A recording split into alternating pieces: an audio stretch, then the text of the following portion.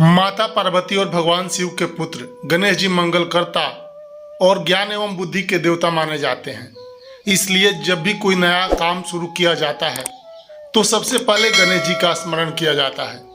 लेकिन वेद व्यास जी ने जब महाभारत महाकाव्य की रचना शुरू की तब उन्होंने न सिर्फ गणेश जी का स्मरण किया बल्कि गणेश जी को इस बात के लिए भी तैयार कर लिया कि आप महाभारत खुद अपने हाथ से लिखें।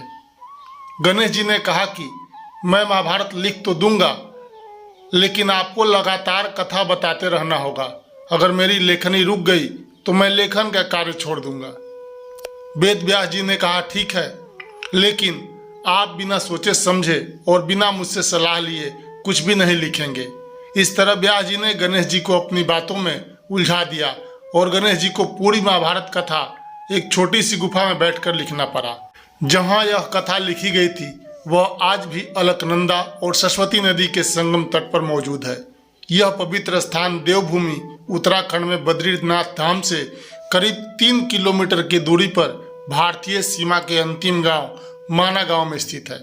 इस गुफा के पास में ही एक और गुफा है जिसे व्यास गुफा कहते हैं। इसी गुफा में रहकर वेद व्यास जी ने सभी पुराणों की रचना की थी। व्यास गुफा को बाहर से देखकर ऐसा लगता है मानो कई ग्रंथ एक दूसरे के ऊपर रखे हुए हैं, इसलिए इसे व्यास पोथी भी कहते हैं। बद्रीनाथ दर्शन करने के बाद जो यात्री गणेश गुफा और व्यास गुफा की यात्रा करना चाहते हैं वह 3 किलोमीटर की पैदल यात्रा भी कर सकते हैं। रास्ते में साथ चलते अलकनंदा नदी को देखना मन को आनंदित करता है।